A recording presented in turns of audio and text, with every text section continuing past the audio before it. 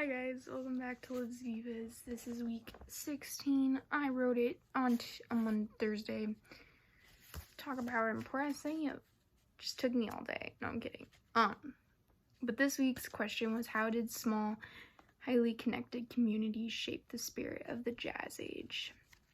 So, although social network analysts is very much part of today's world, the Roaring Twenties has been remembered as the era of dramatic socialite and aesthetic change that was built on innovations of small groups of creative people.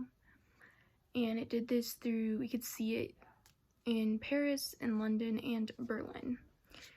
So if we start in Paris, 1920s were really shaped by small groups of American artists and writers that, like Scott Fitzgerald and Ernest Hemingway. So they were largely influenced by the affordable elegance between World War I and World War II that Paris had.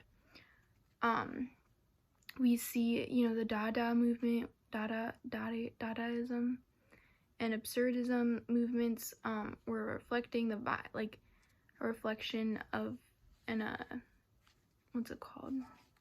Like a reaction to the violence of World War I.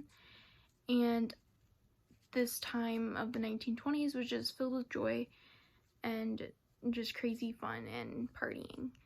It was a very luxurious lifestyle, and a lot of Paris was filled with this. So Paris had their economics kind of became the center of American culture, because after World War I, Paris's economy kind of goes down and becomes one of the most affordable cities in the world. And so, of course, it was kind of like a Nashville and like New York City, like people started just going to Paris because they were rich and they were creative and they were young and they were Americans. And so they wanted to move to Paris and pursue a writing or an art career, just because Paris was the place to do it. So, but once they got to Paris, they kind of felt out of place and out of culture, and so they searched out for a community with other fellow Americans. We see this a lot in America, where, there's Polish communities and just different kind of communities of groups of people who kind of stick together. I don't know why Poland popped in my mind, but whatever. So they just searched out for different groups of fellow Americans, and two things that really were good for small groups of Americans were Gertrude Stein. We talked a little bit about her last week, I think, or the week before, but she was a Nazi Jew, and she was also a lesbian, and she lived in Paris as a writer. So she had lots of house parties with young, lonely Americans, and she really took them under her wing, and gave them lots of, just hospitality, lots of wisdom. And she really affected a lot of famous artists and writers of the time, because she just welcomed them in because they didn't have any other community. So her hospitality was rewarded with gifts by many of the artists who would come, and they later would become famous. And so she has one of the world's best art collection, because she got all this art just for being hospitable, and they all became famous. So it's pretty cool. Also, Shakespeare and Company was an English, I feel like I always yawn during Vivas, was an English bookshop, an English language bookshop. So a lot of young Americans would come to the bookshop and just have a small community there. And again, these weren't big groups of people. This wasn't you're whatever, an American in Paris. There's not going to be a lot of Americans in Paris, so you were kind of off by yourself. But again, even Gertrude Stein was just one person, and she affected so many people, or a small group of people who affected the world, because they were inspired and had gifts and talents. So Roy Marshall says, quote, "Be not inhospitable to strangers, lest they be angels in disguise," end quote. So he was talking about the bookstore, Shakespeare and Company, and so that was kind of his saying, is you never know who's gonna be an angel, so you better be nice to everybody. Ernest Hemingway, we haven't read him yet though, but we should read him, because I was looking into him. But Ernest Hemingway was an American, lived in America, and he was really impacted by France and Paris and European culture. I thought it was kind of funny. He was dressed as a girl until he was 6 years old, and his parents would pretend that he was a twin to his sister. So kind of interesting. He had kind of a mean father, not mean, but he would, kind of give them harsh punishments, I guess. And his mother was really pushy, and she was very dominant, and from what I could tell was very, conceited, and thought she should be a movie star, but the lights were too, her eyes, so she couldn't. So Ernest Hemingway, he becomes a part of the school newspaper when he was younger, and he wrote a story about a huntsman who commits suicide, and that was kind of his first piece that kind of took off.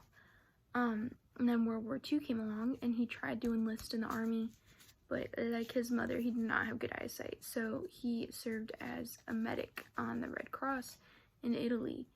But he wanted to see war and wanted to be a part of it, so he one day was taking cigarettes and chocolates to some of the soldiers on the front lines, and there was a battle broke out, and he was really injured, and so he went to the hospital. And there was a nurse, her name was Agnes, and he fell in love with her. He was head over heels in love with her. But I think he was 19 and she was 29.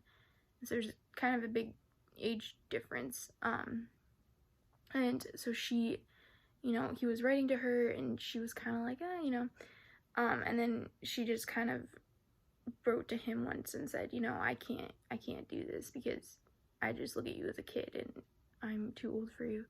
So he got his heart broken. But shortly after he met his wife, and they got married, and I don't know, it didn't seem like there was that passionate love though that he had for Agnes. So Gertrude Stein, who we kind of talked about a little bit before, really influenced Hemingway's writings. She just gave him a lot of critiques on his writings, and how to make him a better writer, and so he really took her advice, and even though he didn't agree with her homosexual lifestyle, he really took her advice to heart, and he is a good writer.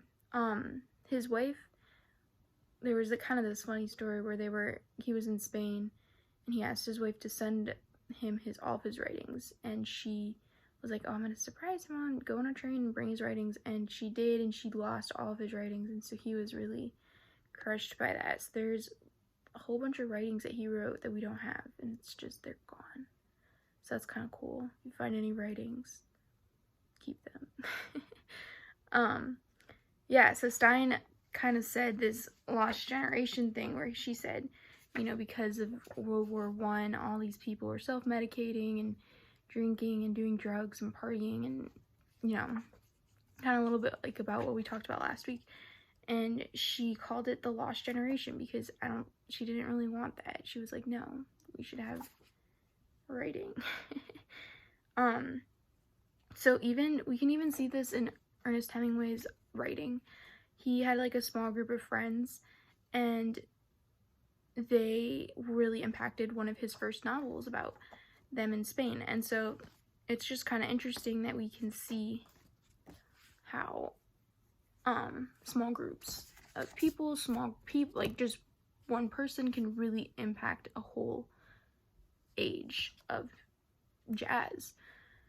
Okay, so our second place we could see where this kind of small group of people really take off is in London.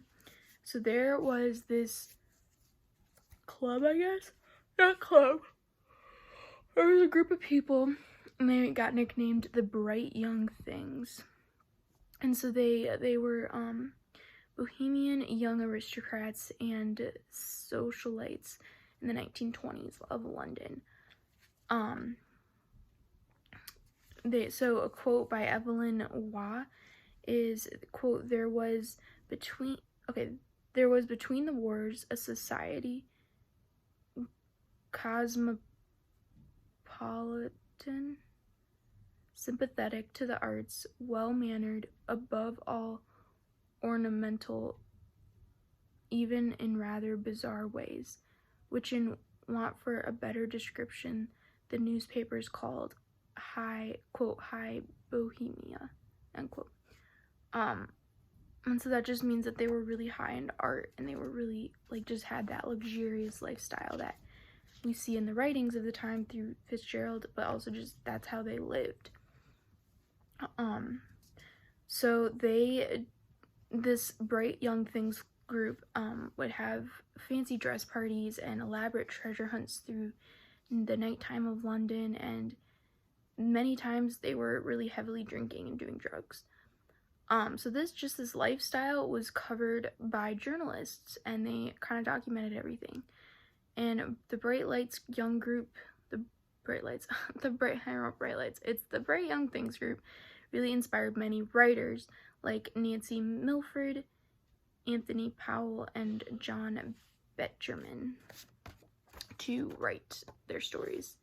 Also, Evelyn Waugh, she was really inspired, and she was not a member of the Bright Young Things Club, but she was famous for describing their impact on society. So she did some of her early works are Decline and Fall and The Vile Bodies, which we listened to last week, and they were just full of cinematographic characters, and they just kind of represented Hollywood celebrities. So it's just this very rich, lavish lifestyle that we see. The Mildred sisters were really famous for just their stylish lifestyle as young people, and they were pretty political, and they were all I think they were all writers too. So there was Nancy, Pamela, Diana, Unity, Jessica, and Deborah. So I thought three of them were Nancy, Unity, and Jessica I thought were kind of the most important that I wanted to talk about. But Nancy was born in 1904, and she lived till 1973. And she lived in France and was a writer of many novels, and she was kind of, I think, the most famous out of all the sisters, but she wrote The Pursuit of Love and Love in a Cold Climate. She also wrote autobiographies for people, historical autobiographies. So I think she was a part of the Bright Things Club, Bright Young Things Club. I don't know if that's right. Somebody check me. So she was more of a writer. And then Unity lived from 1914 to 1948, and she was actually really good friends with Hitler. And after Britain declared war on Germany during the Second World War, she tried to kill herself. She tried to shoot herself in the head, and she failed. And then later she passed away, but so she's kind of had like a crazy life. So she was really loved Hitler though. And then Jessica lived from 1917 to 1996, and she was mostly living in the United States, and she was really involved in the politics, and she was part of the American Communist Party, and she liked politics a lot. So, and of course the other two were pretty influential as well, but they just had this reputation of living it up, you know what I'm saying? So yes, our final place that we can see this dramatic aesthetic change created by small groups of people is through Berlin. So we often forget to look at Germany because it kind of gets overshadowed by World War II, as it played an important role in the jazz and modernism. It's kind of interesting because Hitler actually had a jazz band, and so he took jazz songs and he rewrote the lyrics to use as propaganda, to just kind of put fear into the enemies. So historians say that Nazis had kind of a conflicting attitude with the arts, and they tried to be a really nationalistic country, and so they were, you know, banning all this music that wasn't written by German composers. And we can see this in Night, like they would not let the Jewish play German songs because they thought it was not okay. So that was kind of their thing, but in private, many of them really loved the forbidden jazz and just music of the time, but they weren't allowed to say that. So it's kind of interesting that they actually were really impacted by music. We also can see in the Bauhaus school, which was probably the most preservation.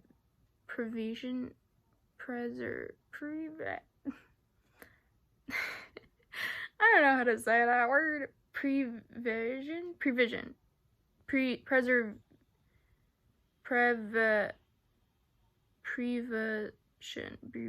I don't know, whatever. Okay, legacy. It was a legacy, okay, in the 1920s, and it was shut down by the Nazis.